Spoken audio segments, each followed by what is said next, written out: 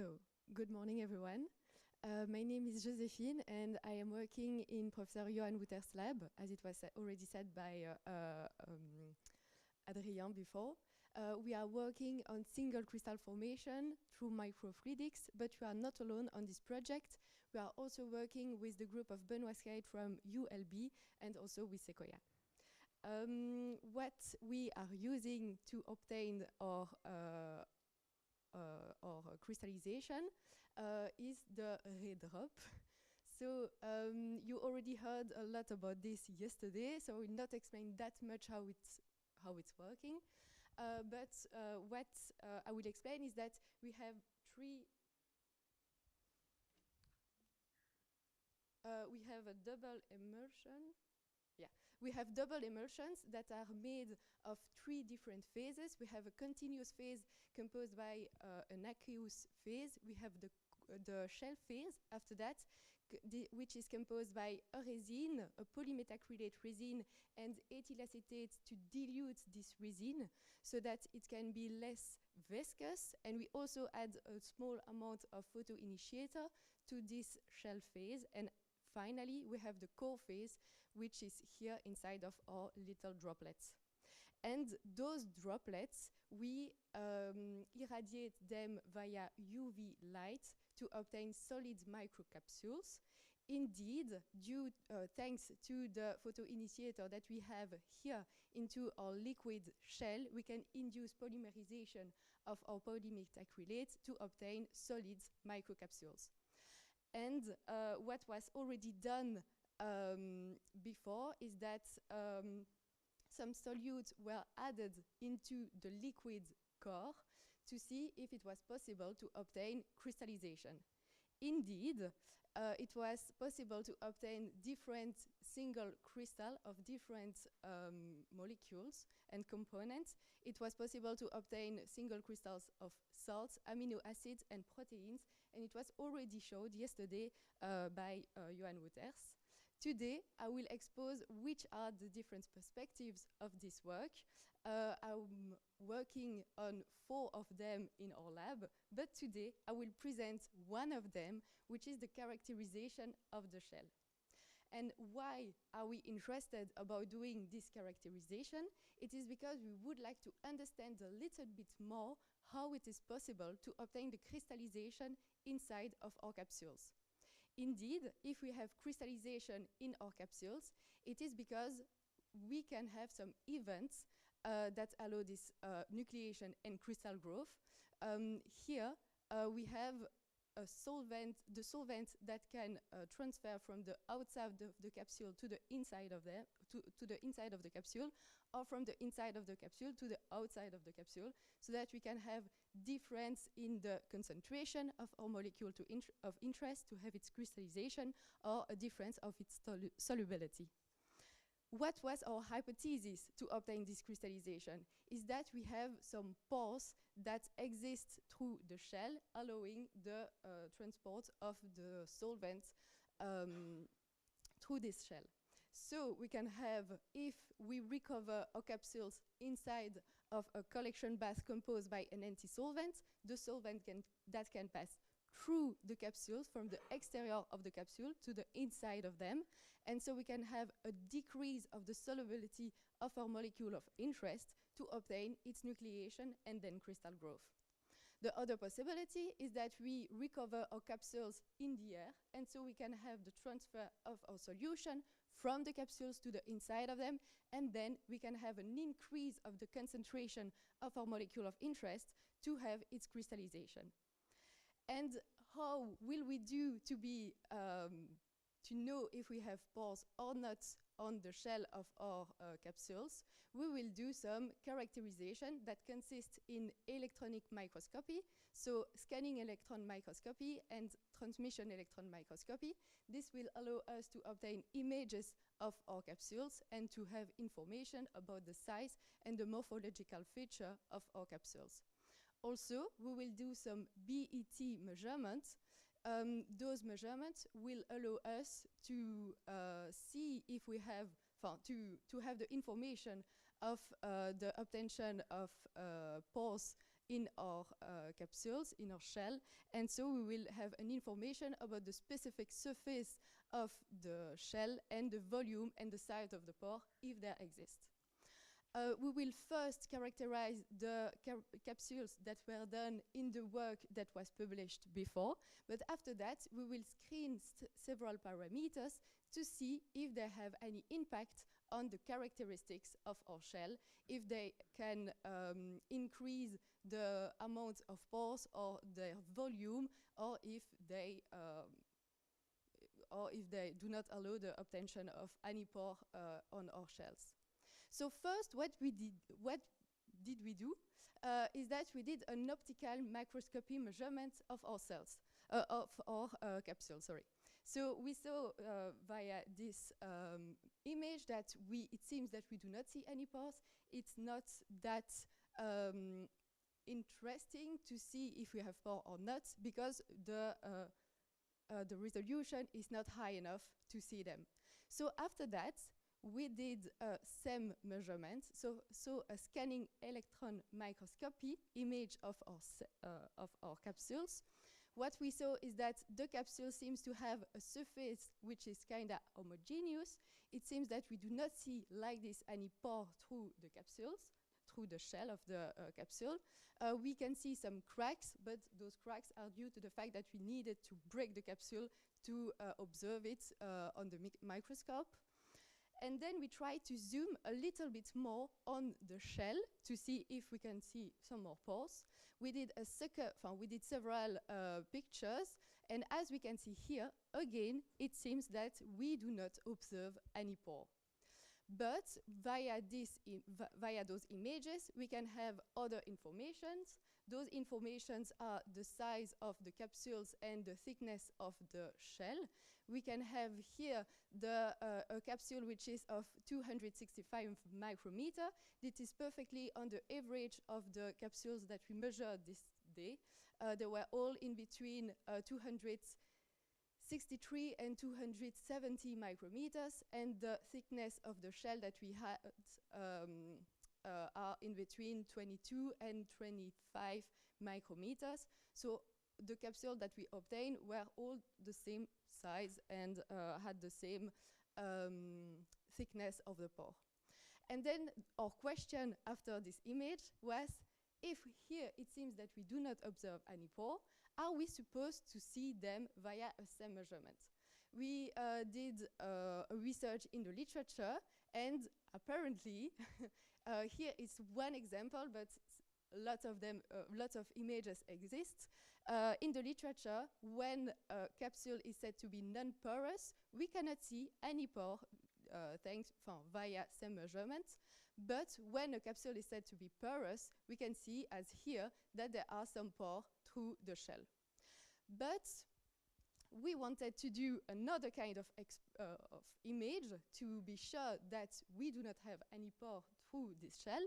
We did then a TEM measurement. So we did some transmission electron microscopy measurements, and we had several images that show that our capsules are not completely homogeneous.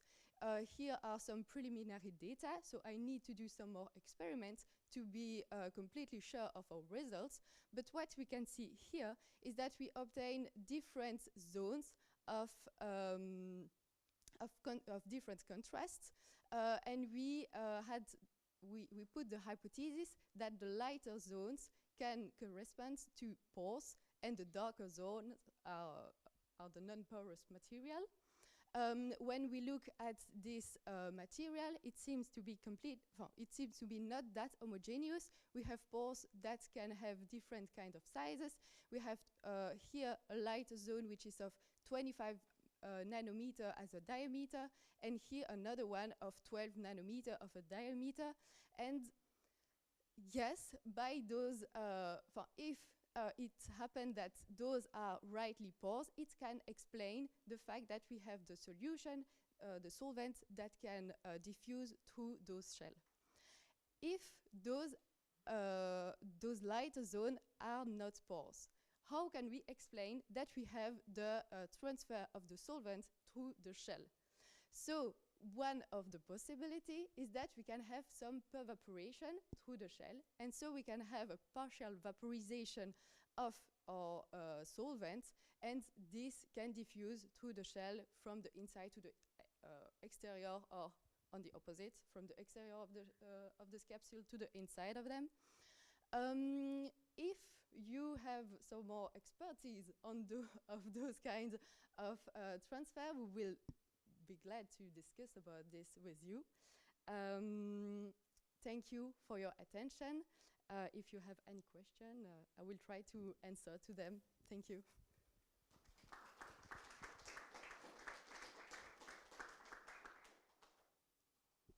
Thank you, Josephine. Any question?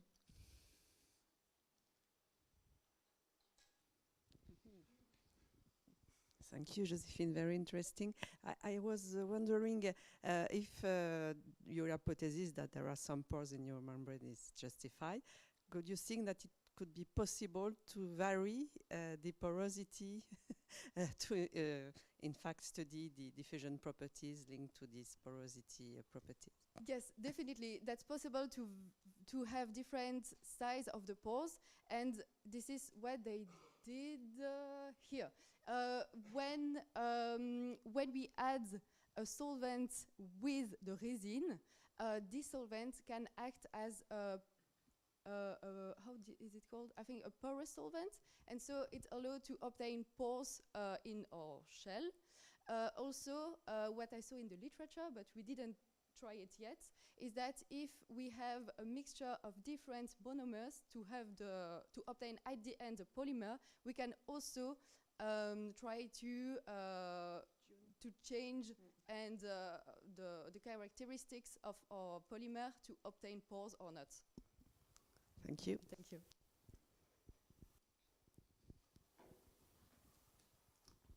Thanks for the nice talk and really beautiful images. I was curious, so you were showing some bright field images along the line, right? So you had some nice...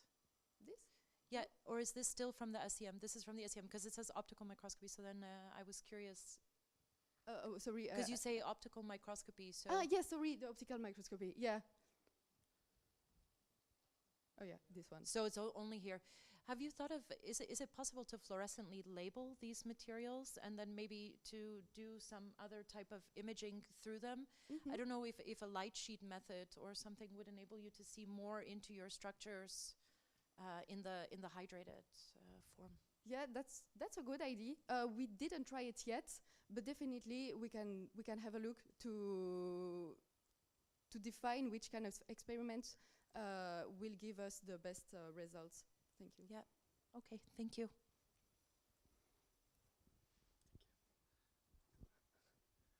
So thank you for the talk. I have a very naive question, but as you're studying crystallization into your capsules, do you think that I mean the size of the pores, if they exist, may vary while there is crystallization? Maybe you can crystallize into pores and also vary the size and change diffusion properties, etc. Yeah, definitely. If we can say two big pores, maybe we can have the diffusion not only of the solvent but also of our solute through the shell, and then we can have the pores that are blocked because we have the crystallization of our components inside of the shell. But here what we did is that we didn't put any solute inside of the capsule, so that we didn't block any of the pores, and all the pictures that we did, we are sure that we do not have something that crystallized inside of them. Okay, thank you. Thank you, very interesting talk. So I was wondering if this thickness of the shell has any impact on the crystallization process, because that could be something which usually you can tune easily just by changing the flow rate. And yeah, definitely. We can have the idea if our shell is thicker, we can have a diffusion which is less quick, and then we will have a slower crystallization. It will induce we can hope that will induce bigger crystalline inside, single crystals inside of our capsules, and not a multiple event of crystallization inside of our capsules. That Thank makes you. sense.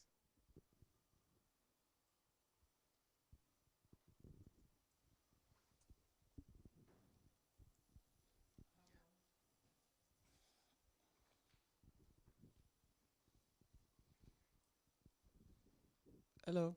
Hello. Thank you for the talk. Mine is also a very naive question. Since you're trying to make shares, I don't know, maybe that are homogeneous, right? You want to know whether the share is homogeneous or not homogeneous, if it's among the things you're checking, I believe. Yes, definitely. Oh, yes. So, and since you're doing optical microscopy, would it be, maybe good to check if maybe you put a polarizer to check if there is birefringence, because I know if you have two refractive index, it means it's not homogeneous anymore. If that is also maybe a thing to check for the shares. Yes, yes, this is true. Yeah, because if the material is isotropic or non-isotropic, then you can talk about homogeneous and non homogeneous. It's just an idea and a question. If it's possible to look at that direction also. This is a good question. I'm not sure to completely have an answer yet, but we will have a look about that. Thank you. Yeah, thank you.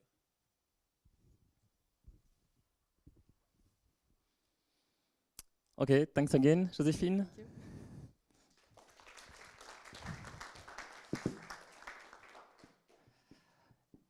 And I now invite Majid Layachi to join the floor. Majid is a postdoctorate at the ULB in the lab of Benoit Shade, and he works on the production of GUV using Microfluidics, maybe a red drop.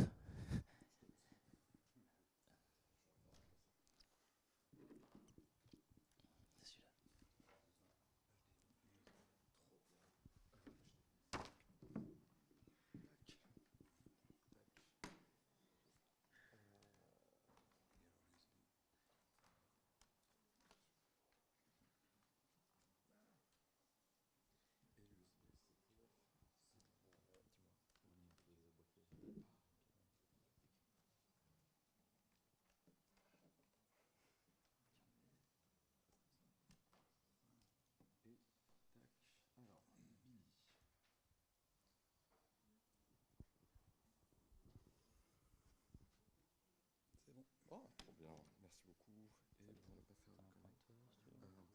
Ouais. Ça marche. C'est pour la captation, c'est ça? Ouais. Ok. Merci beaucoup. Plaisir. Que ça marche ce truc-là. Tac. Allez, génial. Thank you. C'est bon les niveaux? Nickel. Thank you very much. Hello to all. I'm here on behalf of our team to tell you a story that is still baking.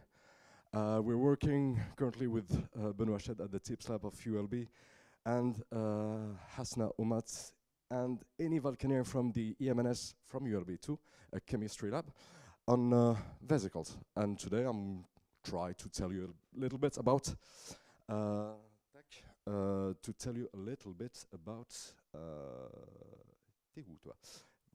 what we have done so far with the GUVs and the microfluidics.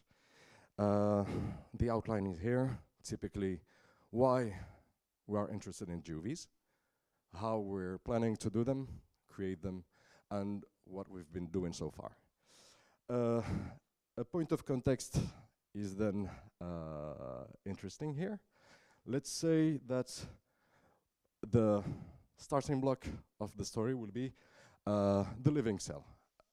Apparently it's something rather important, and a biological cell is typically compartmentalized object with functions, organelles, and everything is within a membrane. So if you want to reproduce a biological cell, you maybe would have to start with creating the membrane. So, about this membrane. It's typically constituted by a double layer of lipids and other components. And I'll stop here. At first approximation, I'll consider that any kind of membrane is a double layer. So if we consider this double layer being spherical, a vesicle can be constituted by this same bilayer, maybe simplified, and would be a great candidate to mimic biological cells. I'll rely on the very nice first presentation we had this morning, where I'll try to show you this top image on the left panel.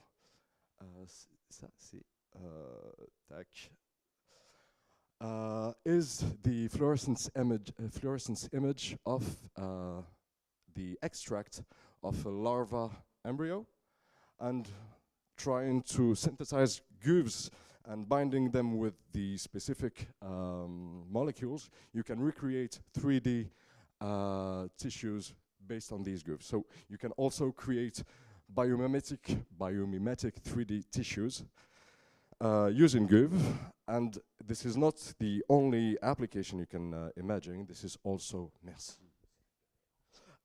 Thank you very much. Trop bien. Okay, cool. So this is not the only application, of course. We have biomimetic tissues, but you also have zoology of applications that you can do with this very versatile tool. Studying transfer through the membrane, studying membrane deformation and budding, trying to see how the cells can evolve. Some team in TU Delft, I think, is actually using this to mimic the cell division. Donc, this whole toolbox is very motivating to try to synthesize GUVs, and as there are many tools you can try, there are many ways to synthesize the GUVs. So in this nebula of methods, you can take some very popular ones, and typically to synthesize the GUVs, what you need is to pick your trade-off. Either you have to choose, if you get a nice yield, the quantity of GUVs you synthesize, either the frequency, either the polydispersity of the size, or the degrees of freedom you have in terms of components. What are the recipes you're going to follow to create the lipids? What are the targets you are aiming? Do you want to encapsulate something inside your GUV? Do you want to be binding to something else? Sorry. So I draw this chart here where I have selected few methods. This is not exhaustive, and picked some of the pros and the cons. And I'll take this one, Microfluidics, which seems to be a very nice candidate. And one of the cons I find interesting is the expensive complex setup. But once you have the complex setup and the expensive setup, you might as well use it to create the GUVs. Donc today, I'll just tell you that based on what Microfluidics does best, droplets, capsules, we'll try to see how from these small, simple elements we can maybe replace the capsule with a lipidic bilayer, okay? Donc, let's start with the experimental setup. I have the chance to have the demonstrators here and here. Don't play. And I'll just try to break up the system here. So my best friend for the last few months is this one, Raydrop. So you have seen some of them in these 2 days. And it's just coupled with a system of the Secoya platform, a fluidic control, and microscopy image. And within this ray drop, you have the very famous nozzle geometry, axisymmetric, very nice. Double nozzle, so you have a shell and a core. And in the shell and core, you inject your core phase and shell phase. I represented them here in red for the core, blue for the shell. And the idea is to create my double emulsions, the capsule things I showed you earlier, and recover them and observe them via microscopy, optical microscopy, very basic optics. So this is my setup, and now that we have everything we need, we're going to try to fire up the ray drop and see if we can get what we want. So a capsule with the lipidic bilayer. Donc, if we get the lipidic bilayer, let's say that we have lipids in solution in an oil phase, octanol, just au hasard. Can we get the octanol out? So I'll spare you the evolution adventure through the whole strategies we tried, but I'll just take the last one that seems to be a bit promising, and I'll have to mention the work of Laura Arriaga, which has been inspiring this strategy. The thin shell strategy, je l'appelle comme ça because it's a thin shell. It's trying to see if we can reduce the thickness of the shell, that is the oil phase, and see what happens next. So we have a couple of configurations that we've tested, and typically we produce a double emulsion. We control the size of the shell via optical microscopy, and we try to see what kind of size we can get. Okay? On the right side, you can see a graph showing the typical size of the double emulsion we get. And when I say typical size, I consider the core. And it is showing the shell thickness as well, I'm sorry, in micrometers.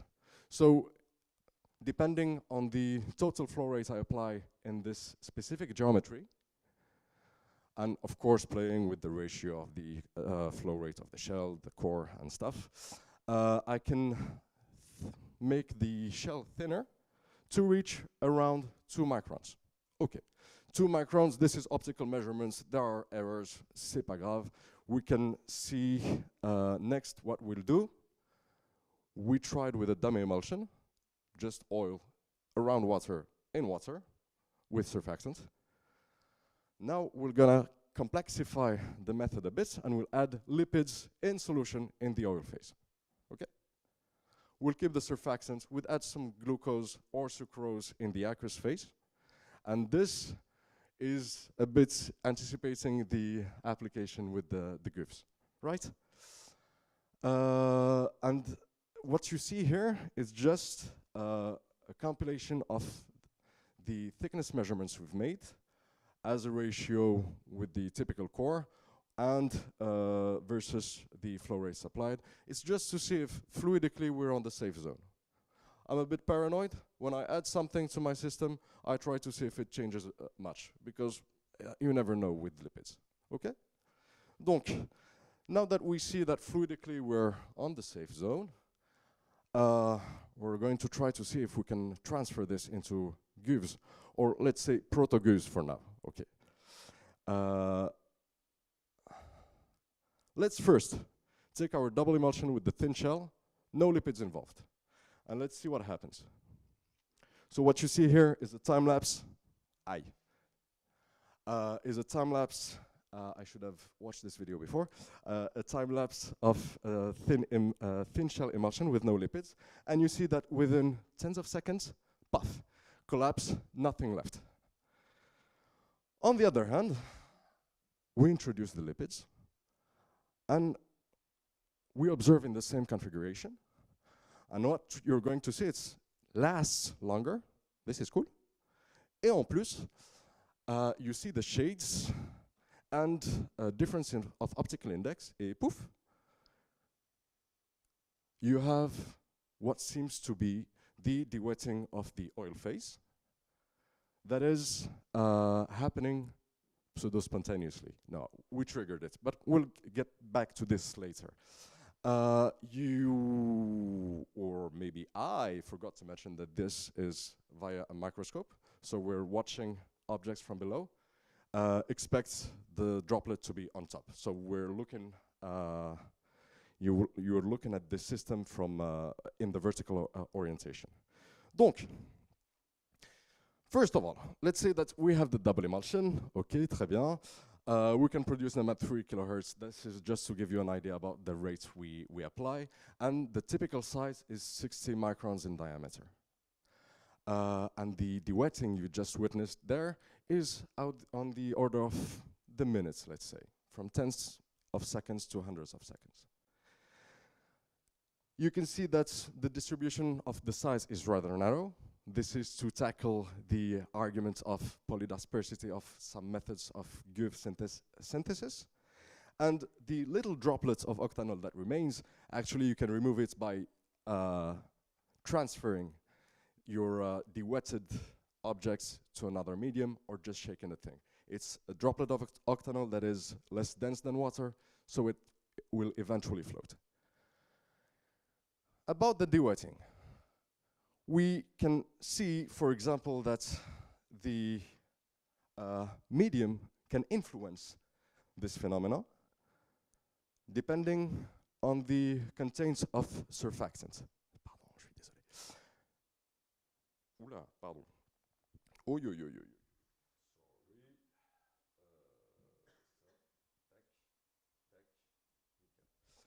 So I'll replay these two videos for you. We have this aqueous solution with surfactant, and this one is the aqueous solutions without surfactant. And you see that even though I played the first one at first, giving it a head start, the second video on the right was within a couple of seconds. The composition of the medium during the production of the GUVs is influential, and also during the observation. And these time scales here is only informative and indicative, still work in progress, but you can have 2 orders of magnitude in the duration of the dewetting. Majid, what do we care about the dewetting, right? What we want to know is, do we have a membrane? This is the ongoing work right now. This conference is a very nice time to show this, but j'aurais eu besoin d'une semaine en plus, j'avoue. So, do we have a membrane? Regarding the membrane, we didn't get to characterize it chemically or properly, but we can at least infer a couple of things. This is a mechanical stimulation of the vesicle. I don't know if it's clear, the contrast is a bit poor, but let's say that we induce an impulse, a mechanical impulse.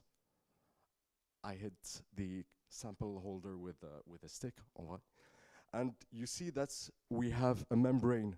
Enfin, non, je vais pas dire membrane. I'll say a fluctuation, a typical fluctuation. Below, what you see here is some deformations that are typical of the GUVs under osmotic activity, meaning the GUVs or these objects are in their solution, and I increase the concentration outside by adding some salts, for example. Osmotic pressure involves a flow of water outside of the GUVs, giving them an excess of area. And after some time, what you see below here, for example, are objects getting closer and having electrostatic interaction, creating this kind of small grapes of vesicles. 3D structures, if I call them this. I call them such a way. Vraiment le contraste. Too small here, sadly, but what you could have seen, or what I can show you after, some tubular features at the membrane, also specific features or typical features of the GUVs. Donc, we are not yet able to see or to confirm that we do have just a bilipidic layer, a lipid bilayer, sorry, or that there is no octanol left. But with the dewetting and with the membrane-like features, we are pretty confident that we do have some membranes there that can be a good start to finish up, finalize the GUVs. Donc, this is for the membrane-like. Now, just a small, quick excerpt, let's say. What you see on the right is the dewetting process happening on our double emulsions with a fluorescent core, being the first step to encapsulate things in our GUVs. Typically, for example, one of the most common democratic techniques to synthesize GUVs is the electroformation. And this approach is very complex to get things inside the GUVs. So using microfluidics and typically this double emulsion ray drop, you can easily inject a fluorescent probe inside of your GUV and without altering the dewetting and eventually getting the GUV. So the next steps, or let's say before the next steps, what we can say is that from a thin shell double emulsion, we can get to trigger the oil dewetting even after some days of storage, leaving us with, I'm calling them proto-GUVs, but we can say GUVs between us.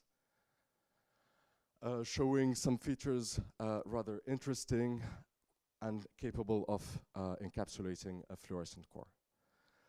Now the next steps are the further characterization of the membrane properly. We need to see how the triggering and dynamics of dewetting can be either optimized or only studied, parce que ça a l'air marrant. And of course, assessing the stability and manipulation of the GUV. And the last thing would be to try tuning the composition to be sure that we have a versatile GUV production method. So this story is to be continued. I'll be glad to answer any question if there is, and thank you for your attention.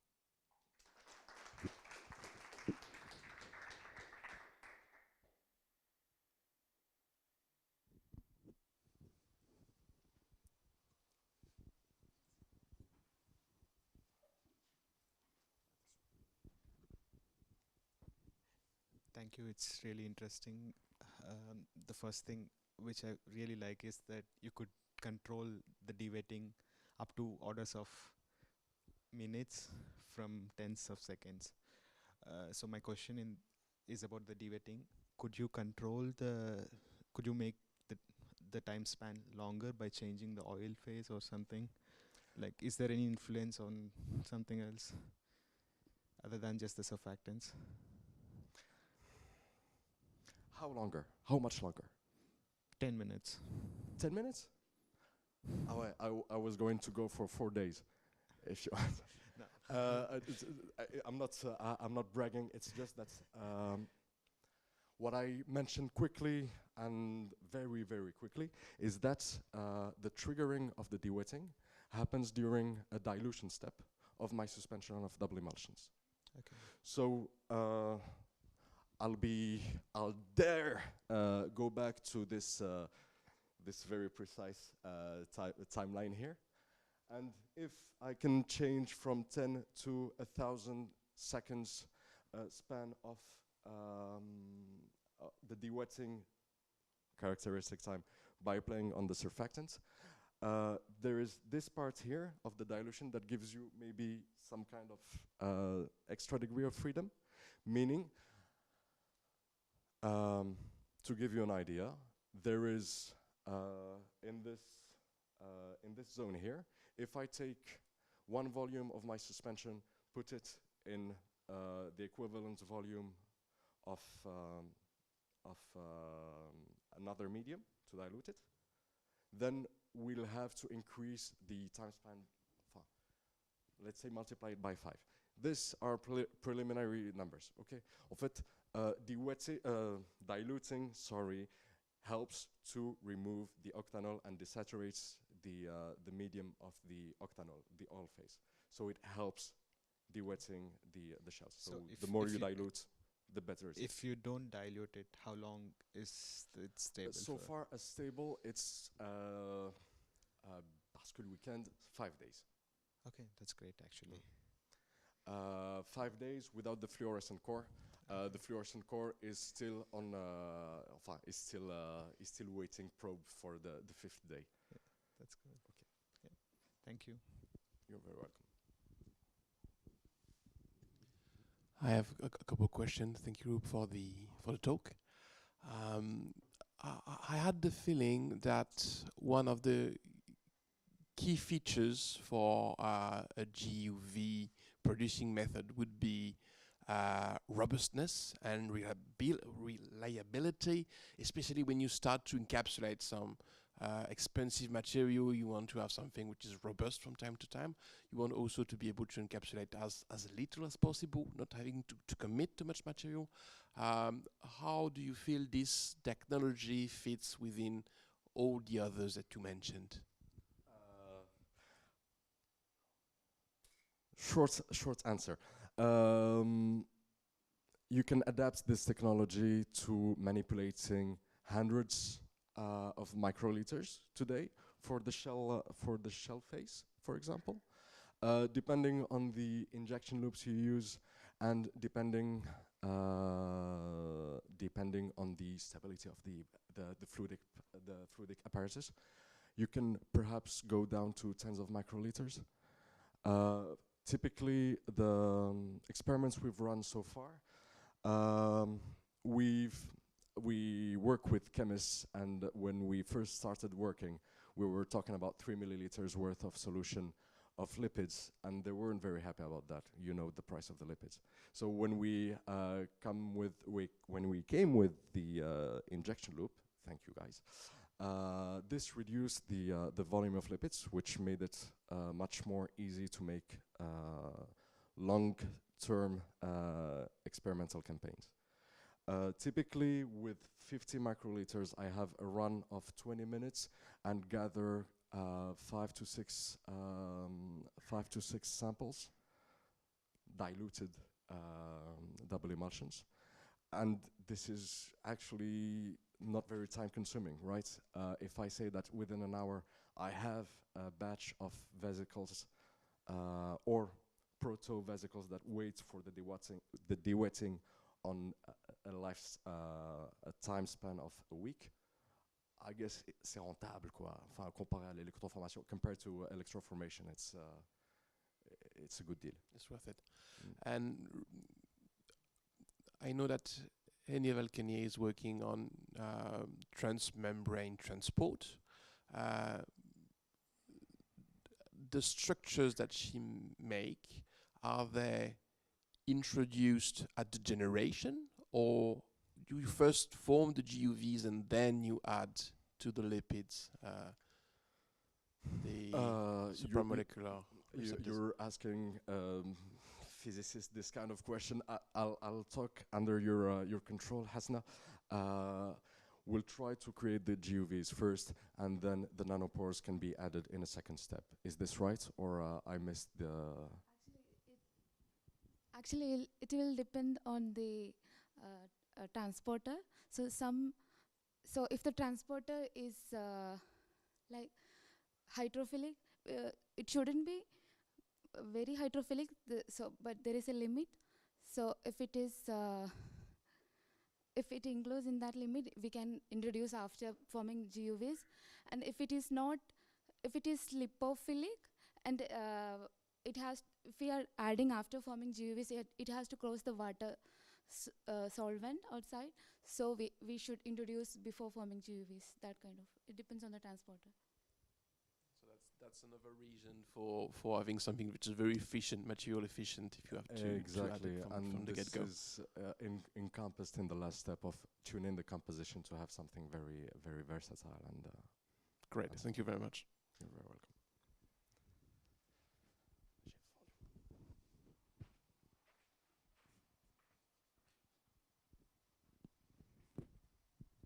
Thank you for the talk.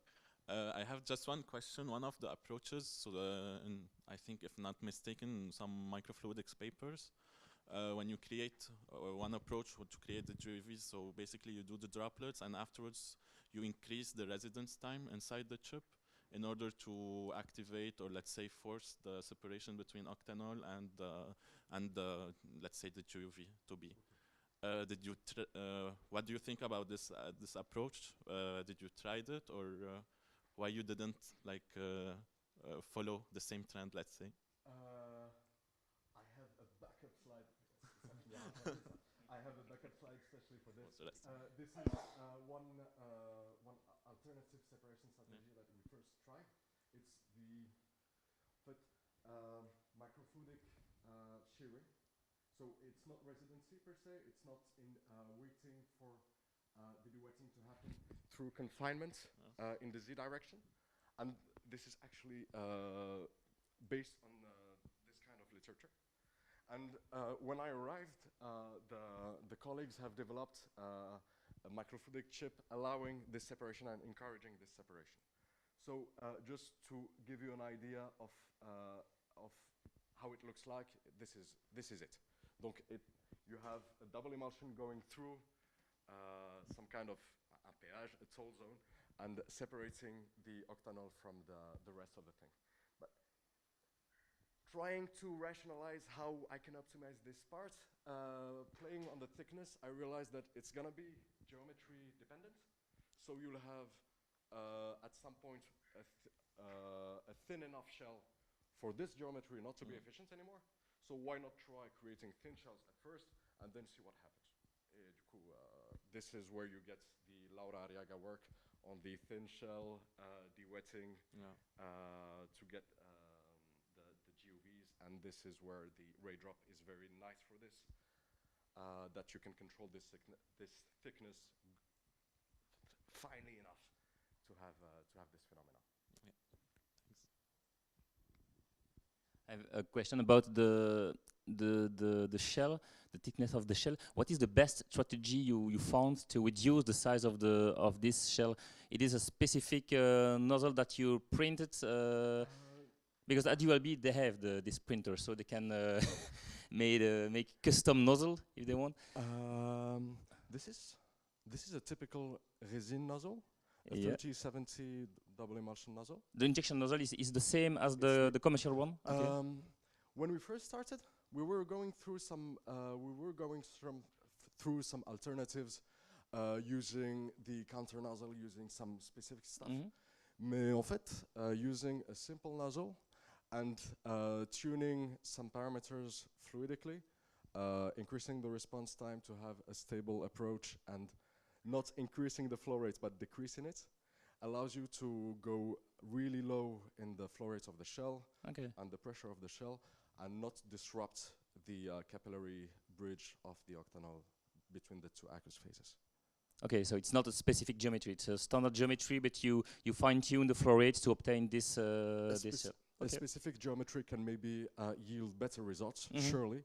Mais it works with Secoya en Scott, with Secoya, enfin, with the things we have. It's, good. It's all good. Thank you, Majid. Thank you very much. Another question? Okay.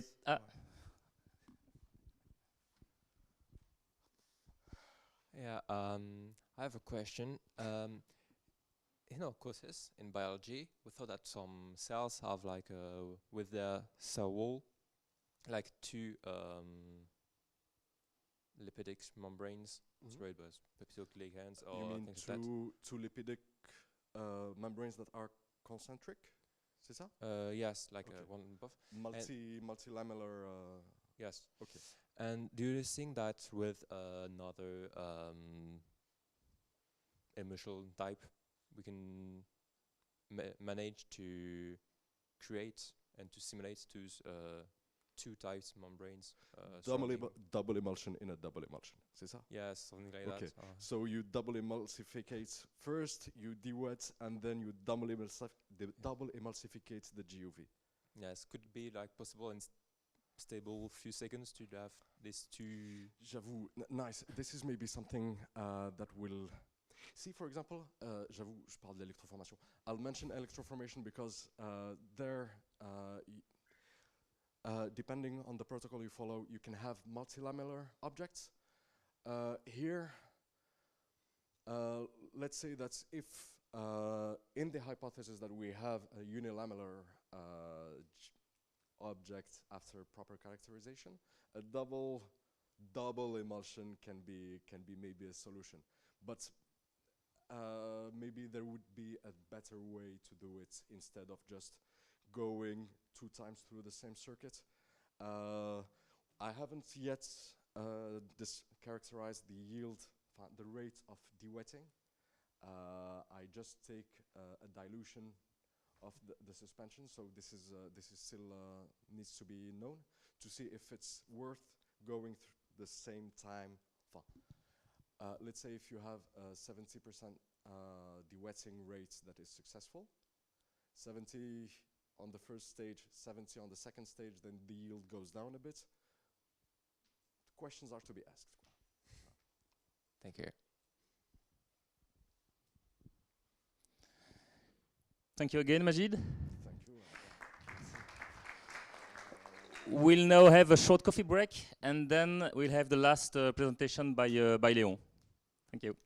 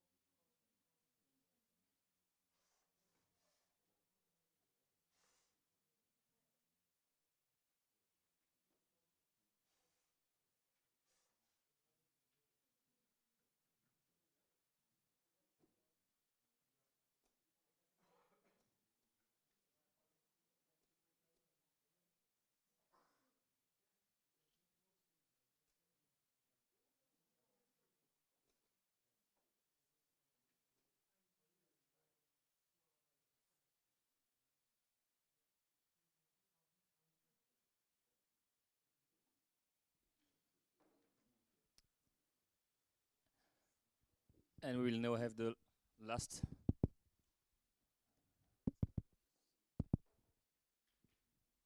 presentation of Léon Rembotte from Université de Bordeaux. Thank you, Léon. Is this working or is it not working? Not working.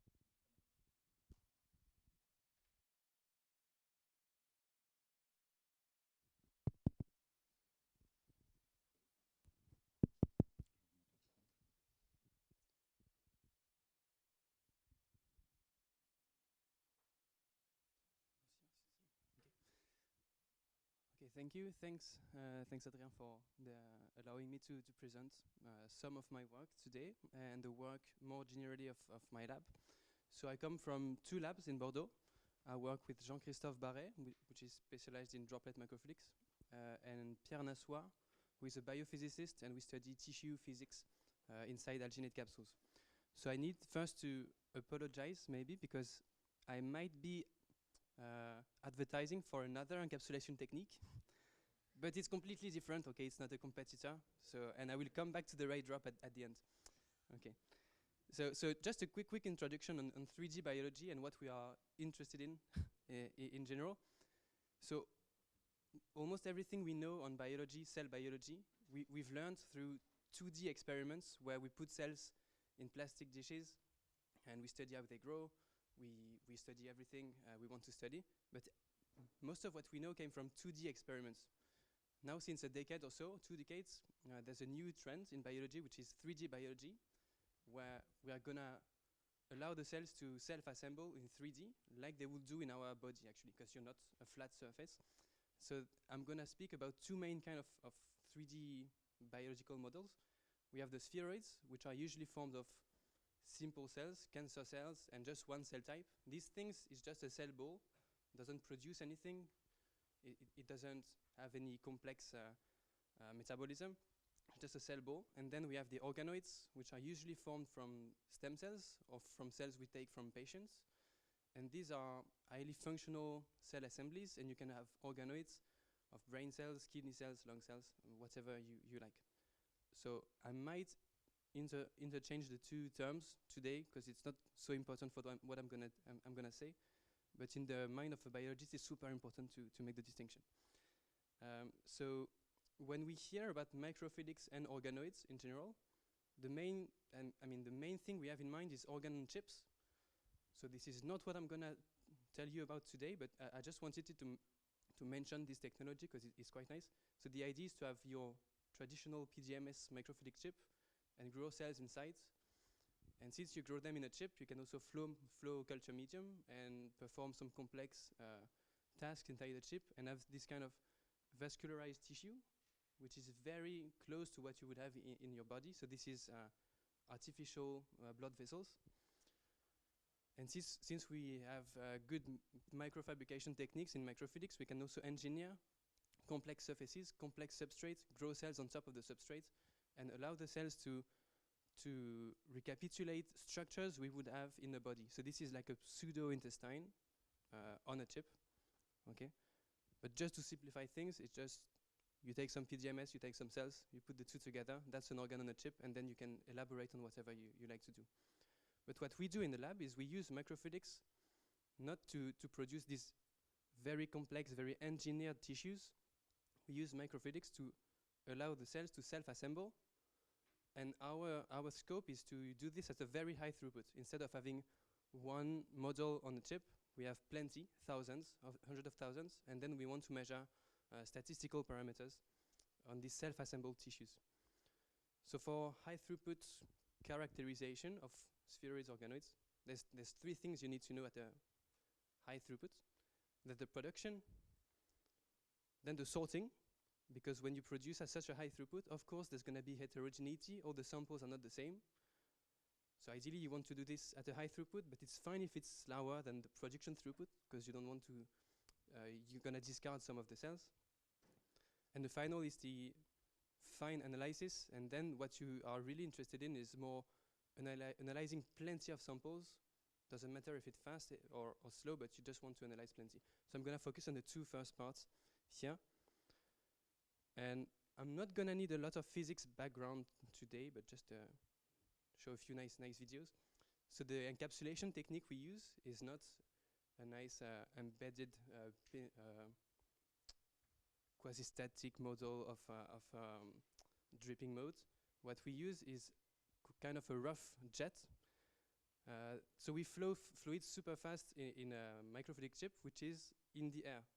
So you don't imagine a droplet of water in oil. This is water in air. Okay, and we have a co-extrusion device, which is just 3D printed.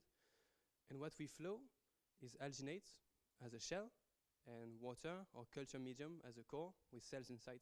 We form a jet, and of course, the jet is going to break up spontaneously due to the plateau relay instability, and this is going to end up in the formation of drops. And if we collect them in calcium, then the alginate network is going to cross-link, become an elastic shell. And this happens at a very high, very short time scales. So we produce up to 10,000 capsules per second, and the gelation time is on the course of milliseconds. So it's very brutal. So our business is more like high throughput production. The mechanical properties of the capsules are not super homogeneous, of course, because the reticulation is too fast. But we are really focusing on the high throughput production. And so if we put cells inside, eventually they're going to grow. So that's the first paper from the group. These are tumor cells from mice, so not the most interesting in terms of biology. But you can see the alginate capsule surrounding the cells, and the cells, they grow freely in a bioreactor. It's a small bioreactor, but there's no matrix which is engineered. It's free-floating inside of this alginate shell. We can also do this with any kind of cells. These are stem cells, induced pluripotent stem cells. And these ones, you see, they form different structures. There is what we call the lumen inside. So instead of having a ball of cells, you must imagine like a balloon with a cavity in the middle. And this is what the embryo looks like in the early stages. So these like stem cell cysts, as we call them, these balloons are like a model of early stages of embryos. And the reason why it's interesting to work with stem cells is that there is a huge application of stem cells in cell therapy, where the idea of cell therapy is like if you identify that in the body of a patient, one kind of cell is not working, for example, some kind of neurons in Parkinson's disease, we know clearly that there is just one kind of neuron that doesn't work anymore, then the idea would be to take a cell from this patient, transform it into a stem cell, multiply the cells as they are stem, and then differentiate them into neurons that work, and put them back in the patient's brain. So we are not there yet, but it's been done in rats, and okay, it works. So now they are going to clinical trials, and there is a company coming from this. It's called Tree Frog Therapeutics. So they use this technology, which was developed for increasing the throughput of production of stem cells, because you need so many cells to inject in the patient's brain that if you wanted to culture them in 2D, you would need to have the surface of a football stadium, which is not actually feasible, whereas it's just one vial, 150 milliliter vial in a 3D with 3D models. Okay, so for the high throughput production, this is not my work at all. It's been done like 10 years ago. Now there's a company. It's like 150, 200 people company, so it's getting big. But we are still using this in the lab to study more fundamental questions. But this was just still the production step. My PhD work is more about the sorting, because the problem with this technique is, or with any encapsulation technique, and I'm a bit surprised that I'm not sure I've seen any slide with Poisson encapsulation, Poisson distribution in an encapsulation conference. I was a bit surprised. But this is a main limitation for us, because if you try to encapsulate objects in drops, okay, you start from a very homogeneous solution, but you cannot control that you're going to put exactly a precise number of cells in the drops, or in our case, in the capsules. So actually, it's fine if you just put beads. Okay, it doesn't really matter if you have 2, 3, or 5 beads. But if you put cells, then they start to divide. And then you can have huge discrepancies between the number of cells in the capsules, between when you wait for 1 week of growth, because the cells would divide, in the case of stem cells, they would divide every 15 hours. So you can have huge discrepancies. And this can be a problem, because in our case, when the cells fill up the capsule, then they will exhibit strange behaviors because they are under compression, and we do not want this to happen. So we want to have like a more homogeneous seeding. And since we cannot do this with due to the Poisson distribution, then we're gonna produce them. Okay, there will be some heterogeneity, and then we sort them. And this is where I come. So there's two main applications for this sorting of multicellular aggregates. So you will see many missing scale bars in my presentation. You must keep in mind that the objects I'm talking about, they are like 300 microns in diameter. So huge at the scale of microfluidics. And you can see them as like, they are the same size as the drops we form with the ray drop. So there's two applications. Either we want to select a precise size of objects, of spheroids, to do drug testing on them, because we need to have very calibrated objects, because there are size-dependent effects of drugs. So there's this project, and then there is another application where you want to select only the cells aggregates that exhibit the correct phenotype. So only those who have a lumen, as I showed just before. All right. So that's the requirements. You want to measure sizes and possibly simple phenotype things in the organoids. So sorting is a problem that has been solved since maybe 50 years for single cells. Now, I don't know if some of you work with droplet microfluidics for drop sorting, but it's quite well developed, and everything happens in 3 steps. You have your object of interest, so here it's a single cell. We encapsulate them into Organoid drops. Okay. Then we detect a parameter, can be fluorescence, can be a size, can be whatever you like. And based on this detection, then we can trigger an electric field to move the drop in the channels and do the sorting. So this is very like state-of-the-art work, but actually it's just an evolution of something which is quite old, which is flow cytometry. Maybe you know fax is the same thing. In this protocol, we don't flow cells inside a chip. They are in a capillary in the air, and so they are encapsulated in water and air drops. But the principle in the same. We detect something, we encapsulate the cells, and we apply an electric field to move the drops. But my problem is that since I have huge spheroids, huge objects to move, I have a problem that the size of the drop needs also to be big, like almost in a millimeter range. And at this scale, you cannot just use an electric field to move the drops, because the force you have with the electric field is so phasic. And at this scale, gravity is important. So I would not be able to move the drop with just electric fields. So I got a solution with the acoustics, which is what I'm going to focus on in a few minutes. So so keep in mind there's three steps. There is the encapsulation, the detection of a parameter, and the actuation. So for the detection, if you want to measure something in a cell, you can just measure one level of fluorescence, because the cell is like a 0D object, okay? So you can have 1 point of measurement, it's fine. But here it's a 3D object. So to have a rough idea of what's inside, you need at least a 2D representation, so an image. So what we do is we take images. You see this is a spheroid, and there is the alginate capsule around. This one is pretty filled, okay? And what we can measure is, of course, the size of the spheroids, the sphericity, whether or not they are homogeneous in terms of diameter or not.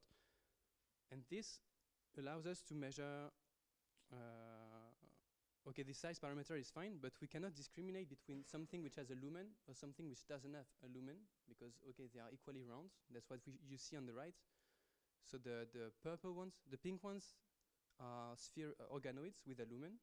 I cannot discriminate them from the spheroids in blue, just based on this size parameter. But with a very, very simple, no AI, no complex image processing stuff, you just measure the intensity. I have nothing against AI. It's just my problem is that I need to do this at a very high throughput to do image analysis on the fly, like real time. I'm speaking like thousands, up to 1,000 images per second to do the sorting. And everything is running on my computer. So I couldn't run like a big AI deep learning model on this. And actually what I'm showing is that in some cases, you don't need to train your neural network. It's actually fine to do simple analysis. And due to the very complex Beer-Lambert law of absorption, you know that if there is less material in an object, it's going to be more transparent. That's what you see here. That's the intensity profiles. you see that when there is a cyst, a lumen, there is less cells, so more light comes through. And this is actually a very simple parameter that allows us to discriminate whether there is a lumen or no. And so I have two readouts now, the size and whether there is a lumen or no. So I'm covering both applications, that's fine. So the detection is okay. For the encapsulation, once again, Poisson is our enemy here. And it's actually the main limiting parameter for my sorting method, because I'm producing drops. The capillary here is like 800 microns in diameter. You see objects coming through. And we don't want to add any surfactants or to have any chemicals in there, because the stem cells, for instance, they are quite fragile. So I'm limited by the capillary size to make the drops. So they are 1 millimeter in diameter, 2 millimeter in diameter. And again, I cannot control exactly how many objects I put in the drops, but it's really a problem this time, because if I put 2 objects in a drop and then I sort the drop, then there is no sorting because there's multiple objects. So the only solution you can find is just dilute the sample, super diluted, and then you end up with just 1 drop out of 10 having an object inside. So it divides by 10 the sorting throughput you can achieve theoretically, just because of dilution. So not interesting, because you cannot control anything, but that's the main limitation we have. And now for the fun part, the acoustics. So that's not my video. The thing we're gonna use is the acoustic radiation force. So we know that a pressure times surface is a force, okay? So we have the intuition we can apply a force just with pressure. Here, these are two Langevin horns, so you should imagine an ultrasound field in between the 2 horns with nodes and anti-nodes of pressure. And what he's doing in the video is that he's trapping particles, so this is polystyrene beads, in the nodes of the pressure fields. Okay. And it also works with liquids and millimeter size liquids. So this is called acoustic levitation. And you can keep your drops like this for hours. The only limitation is evaporation, but there is no problem with the acoustic radiation force. You can balance gravity super easily. So the physics is super simple. So actually the physics behind is just, okay, there is a pressure times the surface is fine. But the derivation is very complex, because actually what we need to consider is the acoustic field that is scattered by the drop, not the ambient acoustic field. So the derivation is a bit painful, but the main message we have is that the force, we can say it derives from a potential, and then it's proportional to this A cube, which is the radius of the sphere, which is super interesting for me, because now instead of a surfacic force, I've got a volumic force, so I can balance the gravity. I mean, I can. Everyone can, but in this case I did. And so now we want to miniaturize the system. Okay, so you see there were the 2 big Langevin horns. This is like 60 centimeters. Cannot really imagine to put it in my lab like on a chip. So you can a bit miniaturize it by using, instead of 1 big transducer, 1 big generator of ultrasounds, you use plenty of small ones, okay, and generate the same kind of fields with just an Arduino and little speakers. So now, okay, this is fine for acoustic levitation. I can apply a force on a drop to maintain it in levitation. Do you have ideas on how I could use this to move the drops around? Well, actually it's super simple. You just rotate everything 90 degrees. And if you make a drop fall in between 2 nodes, it's not gonna like to be trapped in this region, and it's gonna move towards the closest node. That's the theory.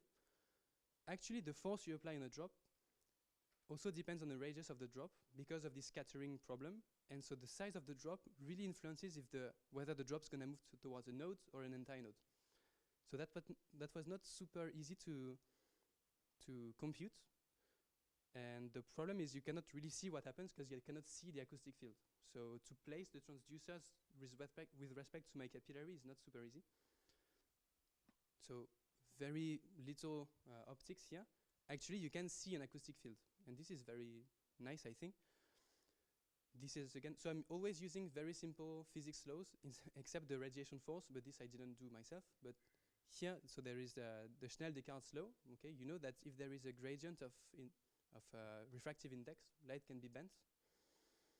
But a gradient of refractive index can be a gradient of pressure, is the same. So actually, if I have a gradient of pressure, so an acoustic field, I can move the light and then see it on the screen. So that's called Schlieren optics, and you get an image with a contrast which is proportional to the gradient of pressure.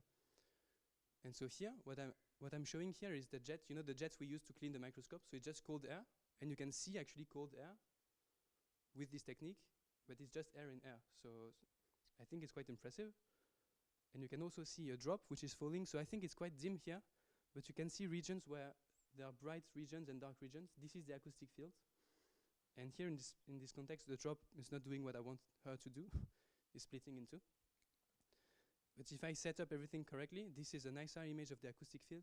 I mean, nicer, kind of blurry, but you can see the contrast. So the drop falls, and the dark regions are the regions where the pressure is lower.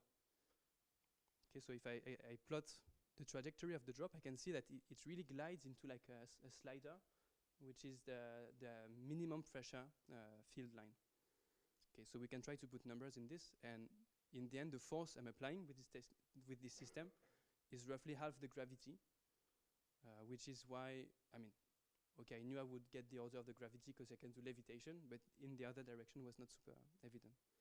So we get the encapsulation, drop encapsulation, not the most exciting. Then we have the image detection, which is fine, and with the actuation, now we can put everything together to do the sorting.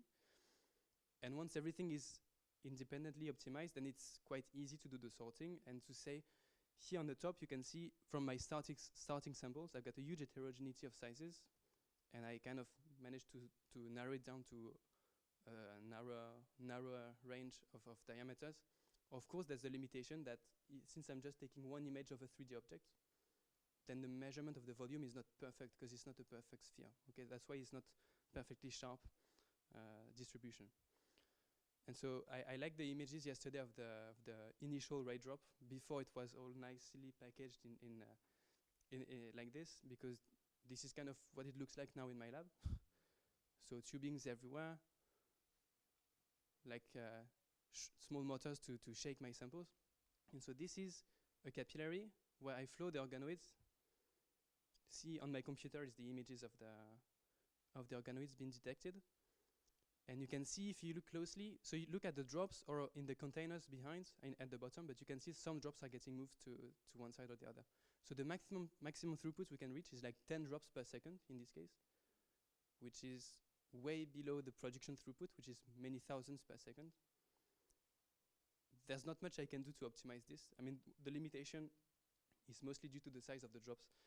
And if I just flow faster, then I'm gonna make a jet and I cannot do the sorting anymore. Okay, so that was my main project, saying, okay, the sorting is fine. The production is fine, but that's not my work. The sorting is fine. There is the final part, which is I would like to do 3D analysis, 3D microscopy at a high throughput, in a sense. So I'm working on this. I'm not going to show you what it looks like, but it's in progress. But once you get all these steps, you can produce 3D samples at a high throughput, can sort them, and then analyze them. You can start actually asking biological questions. Here is mostly engineering. There is no biological question. But so we had an introduction this morning by Roxane on how cells can behave in different matrices. In our case, in our alginate capsules, we can put some kind of matrix. We use always the same. Okay, it's like a standard matrix called matrigel that the cells like to grow inside. We do not control the mechanical properties because it's not our interest. But most importantly, we do not control exactly the mechanical properties, the homogeneity of the capsule itself. Okay, we know it's elastic, but since the reticulation is super fast, we cannot ensure it's very homogeneous. So this is where we go to the ray drop, where we can have a system where we control exactly the Young's modulus inside, and it's nicely homogeneous. And one question we're asking now is like, we are asking, and many others have asked it before, if you grow cells inside environments that are elastic or viscoelastic with different rigidities, different viscosities, you can see very different behaviors. So in this case, if you grow these cells in, not even sure which kind of cells it is, maybe it's guts because you can see the villi here, the small crypts. So in an elastic matrix, everything stays super spherical because actually it's hard to form cracks into the matrix and grow into one direction. But if it's viscoelastic, then the cells can more easily pull on it and deform the substrate and form more complex shapes. But the physics of this is super interesting. And so far, most of the experiments, I mean, all the experiments, they are done in bulk gels. So you produce a steak of a hydrogel, put the cells inside. And so ideally, you're going to analyze a few of them, maybe 10 organoids. But it's hard to go at a high throughput. And given the size you can see in the bottom right, you can just imagine the heterogeneity of the samples. So of course, there is some cherry picking, and you're just going to look at the samples that are interesting to you. But then you miss a lot of information. So the approach we had with the ray drop is to show first that we can encapsulate cells in alginate matrices to make them survive, but not only survive, and also proliferate inside the drops. So that was not that trivial. So what you see here, maybe the contrast is not great, but there are cells inside the drop. This is a drop of alginates. It's surrounded by an oil shell, okay, oleic acid, and outside here is just water, but it's gonna fall down into a calcium bath where the calcium can cross the shell and then reticulate the alginate, but very slowly, so that it's a homogeneous reticulation. Very slowly means in the course of minutes instead of milliseconds in the technique we used previously in my lab, and we keep using it. But so what we show is that, okay, there is survival of the cells. So what you see in green fluorescence is live cells, in red is dead cells. So I'm happy because the contrast is not great, you cannot see the red, but actually there is no reds in the two images on the right. So on the first one, yes, of course, if you encapsulate cells, you need to imagine cells, they like to be together and to make friends and to make tissues. So if one cell becomes isolated in the alginate matrix, eventually it's going to die because it cannot really interact with the tissue and interact with the friends. So initially there are a few dead cells, but if some of them are close enough to be in interaction, then they will start to form a spheroid and to grow. And this is what you see on images 2 and 3. There is like a big potato of cells and only live cells in this case. So of course we can make thousands of beads, okay, and they are all nice, spherical. Some are not that nice, okay, but most of them are super nice. The problem is that when you introduce cells inside this encapsulation system, it's like the physics of how we form the drop is a bit complex, but you introduce heterogeneities in the drop, which can destabilize the flow and many things that can happen which are a bit annoying, but most of the time it's fine. And there is like a real balance between you want to put as many cells as possible to help them grow fine, but if you put too many, then the fluidics become very, very complex. So we kind of found the right balance. And the thing is, okay, they survive, they grow, but they grow in a very fancy, surprising way. Here, we start the movie with just 2 cells. So I'm going to play it again. This is 2 cells. They merge together, then they grow. And at first, when we saw the movies, we were like, okay, there is no division. It's just one cell that's becoming bigger and bigger, which is not actually possible on the biology size. Okay, the cell has a fixed size. But it remains super spherical. And you can see a lot of activity. It seems to be rotating around, which we do not really understand yet. But it's just the fact that the cells try to pull on the matrix. They cannot pull on the matrix, so they rotate inside the matrix. This is quite studied in other systems. But to prove that it's not just a single cell that becomes bigger and bigger, we went to fluorescence microscopy, and you can see that actually, you form spheroids with hundreds of cells inside. And yeah, so if I'm not mistaken, I think it was the first cell encapsulation in the ray drop with alginates. So it's working, it's super nice. Now we can start playing on the matrix concentrations, more or less elastic, more or less viscous. That would be the next step. So yesterday there was a question on the yeast. What happens if it's too, does the yeast explode the capsule? So here you won't explode the capsule with the cells. So it's not the capsule that explodes.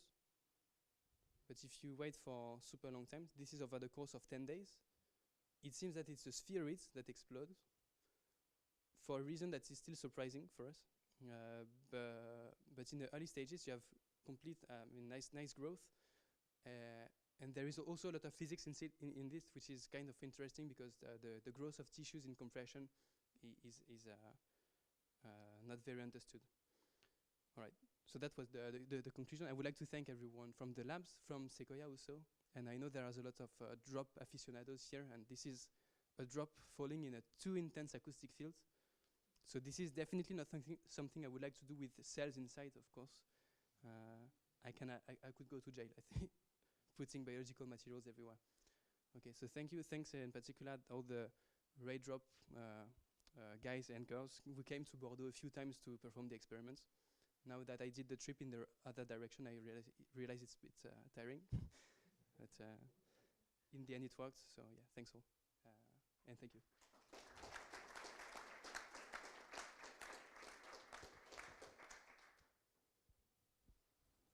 Thank you, Léon. Is there any question?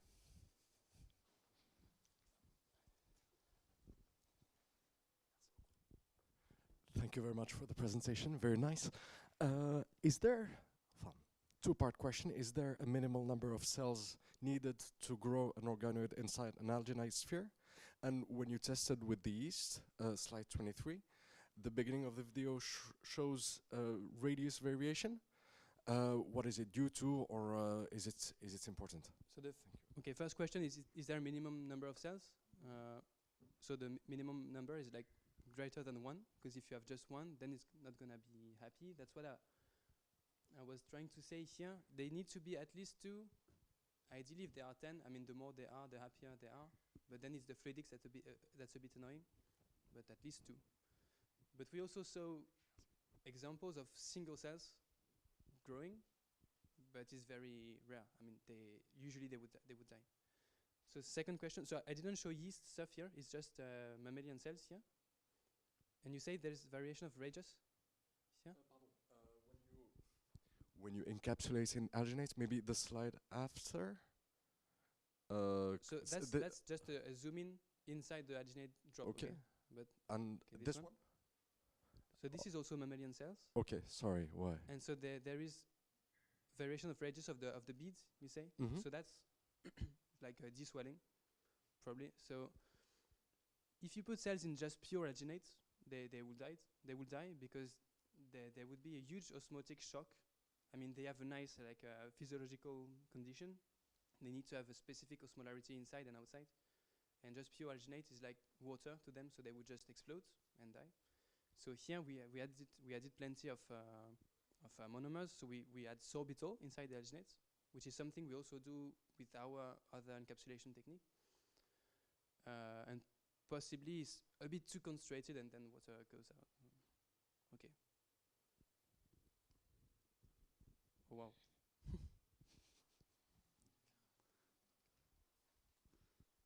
Thank you, Léon, for the presentation.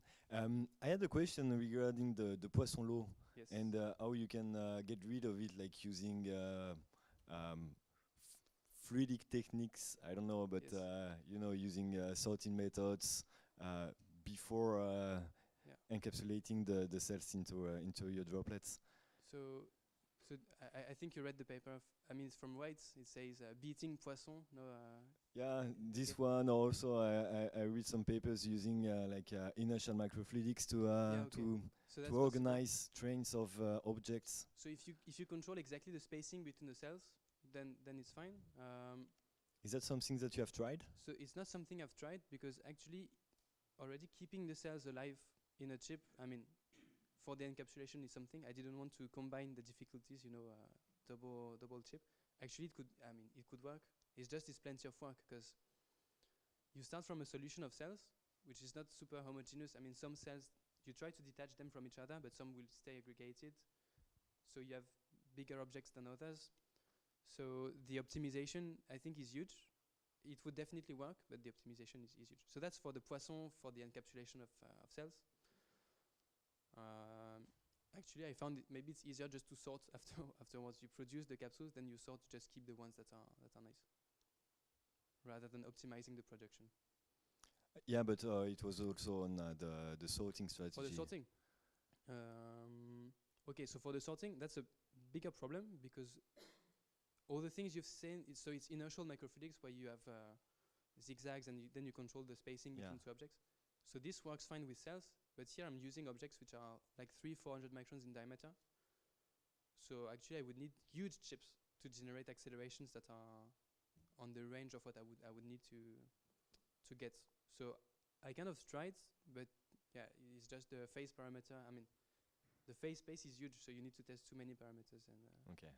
I was kind of forbidden to do it because it's too much of a pain Okay. to optimize. You would have need an army of interns or Yes. students. Okay. But yeah, it would work, that's for sure. It's just not easy. Okay. Thank you. So, thank you. A really interesting talk. So I have two questions. The first question is regarding this slide. How often are the cells fed? Because when we see the time lapse, it looks like there was a osmotic shrinkage of the capsule at some point, and then it expand. So does that have any influence on the longevity? How long could you hold them? So for the shrinkage, I'm not exactly sure it has an influence on the cells themselves, because here they grow fine. So for the question, we change the media every 2 days. So I mean, nothing changes in the composition of the environment. I mean, it's always the same osmolarity, always the same amount of nutrients. So I'm not sure, there is some variations here. And we were not too frightened by this swelling, because actually the cells, they grow at a constant pace. I mean, there is no problem over time, like the cells divide less fast. Or The second question was for the sorting. So when you use the acoustic sorting, you did the imaging before and then applied the acoustic field for the sorting, right? So where was the imaging done? Is it in the capillary or is it on a chip? So the imaging happens inside the capillary. So it's a square capillary. Okay, maybe you're gonna see it here. So the idea is I didn't want to be bothered by synchronizing stuff. So I'm taking one image just before the exit of the capillary, right at the tip. Okay. And since the processing is super fast, I mean, instantaneously you get the result. Then the organoid comes in the drop. It stays a pendant drop for some time. And then I can trigger the acoustic field for some duration. That's perfect. Okay. That's really clever. Thank you. Thanks for the really beautiful talk. I had a question about the luminogenesis that you see. Yeah. And I was curious, is this reagent driven due to the media, or is this materials driven? So I was also surprised that you don't have luminogenesis in your stem cell things, because actually here they are cultured in matrigel. Yeah. So it provides them like some polarization signals. So the matrigel is like for them the basement membrane, so something they would like to attach to. Yeah. And so cells will sense this signal and say, okay, this is the outside. Then they come together and they say, okay, this is now the inside. So there is polarization. So in this case, matrigel helps.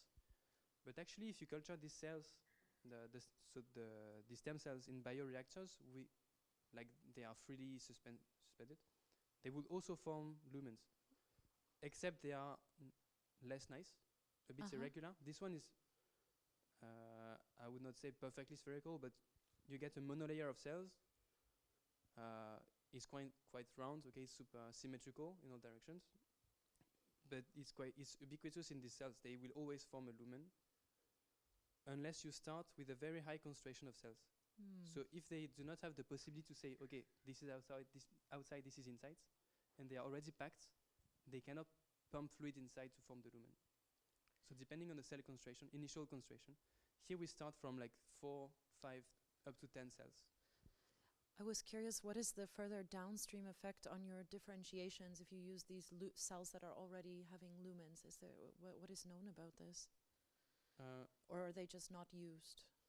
So actually, it's what you would like to have. You would like to have them with a lumen because it's a proof that they are still stem and they are still like polarized and behaving nicely. Because when you culture them in a 2D, they also have the same polarization, except they are so much stuck on the surface they cannot form the lumen. Form the lumen, yeah. So yeah, for us it's just not something we engineer, right? They form this lumen and it's what they should look like.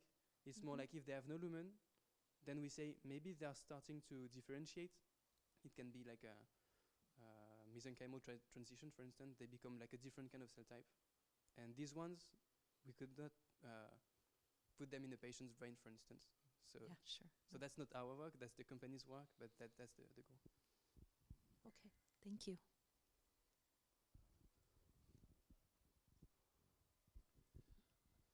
Thank you very much, Léon, for the talk.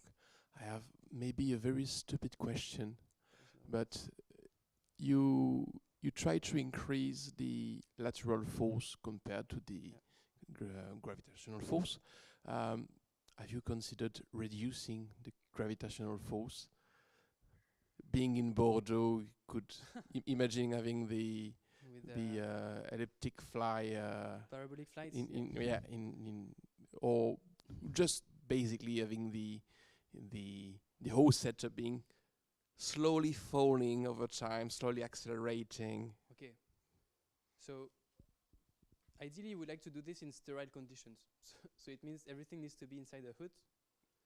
So okay, maybe for it could be a bit complex to do it. Actually, one solution would be to vibrate, the table to reduce the gravity. I mean, it was already kind of a pain to do this. So engineering also the Z force can be really annoying. But one thing that's interesting is here I'm using like this geometry of transducers to have the force in this direction. But it's also possible to combine with another geometry in a vertical. So I could maintain them in some kind of levitation, and then the force I need to apply on the lateral side is different. So I'm a bit looking into it at the moment, because it's also a way to reduce the size of the drop, because here they are on the size of pendant drops. But if I also apply an acoustic field to bring them down, then I can force the pinching of the fluid, and then I can make much smaller drops, which for me is super interesting, because I can go much faster in terms of throughput. So yeah, you could use the acoustics also to reduce this apparent gravity. And if you have an upward stream of gas, for example, yeah, that would work. But just to slow them down sufficiently so they can have more time to be moved in lateral direction. So that would be possible. Again, I still need to collect them in the bottom, so I need to have a vial in the bottom, so I could have gas coming from the sides, but then in terms of engineering, it's a pain. So we are more looking into flowing gas in the other direction to increase the throughputs of detachment of the drops. But yeah, there's many things to do to optimize this. Yeah, thank you. Perfect, thank you very much.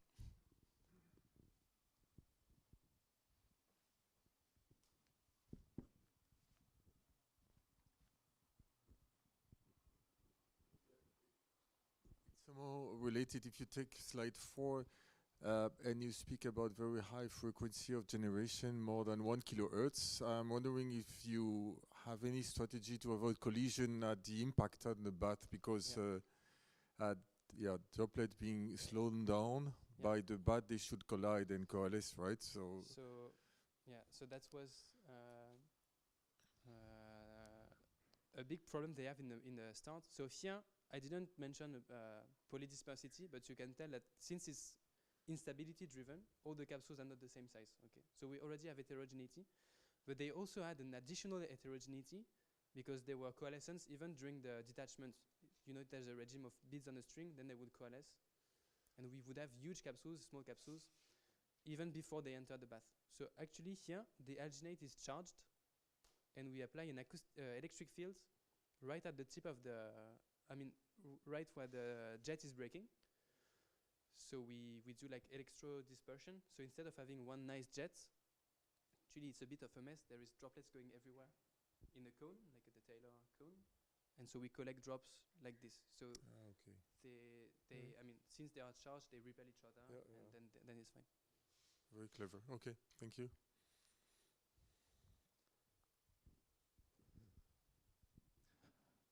No more question? Okay, thank you, Léon, again.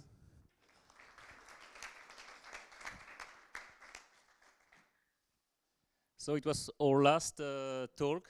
So I'd like to thank you all for your participation to the first Encaps'Days. The first, but probably not the last, because what we saw during these 2 days is a real excitement for this event, and a lot of cross interest between different fields of research. All around microfluidics is the line between all these developments. And it was a real pleasure to meet all of you here. So we want at Secoya we want to continue this to meet this community. We don't know still how we will do that, but we will do something, yes. And we need your feedback from these 2 days to know how to continue this adventure and to meet this this community of microfluidic users.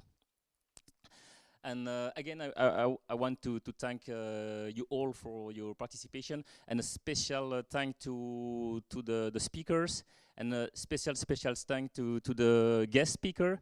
I have some small gift for you, for our 4 guest speakers. Thank you very much. And I also have one gift for the techniques guy who made all work during this 2 days. Thank you, Aubrey, for making all perfect with the computers, the microphone, etc. It seems easy, but it's not. So, thanks again, and maybe Bertrand, you want to add some words? Thank you, Adrien. Didn't expect. No, maybe another point, because the origin and the idea was to build this community. Starting building the community, there were a lot of topics raised behind encapsulation, and thank you again, everybody. We won't build a form to complete, to say, we just want to have something very simple when you go back home. Just think about a suggestion box that you can provide. You send us an email to say, okay, how can we build this community and moving forward? Is there a need? I'm pretty sure that there are plenty of topics how we could keep this community aware and maybe grow this community as well around encapsulation. So any ideas welcome to see how we can do that. Probably we could organize a call in a few months just to see if we go further on that. Let's see what's coming out from this fantastic day. I hope, and we hope, that you enjoyed. There's a lunch now for those before you leave, and thanks again.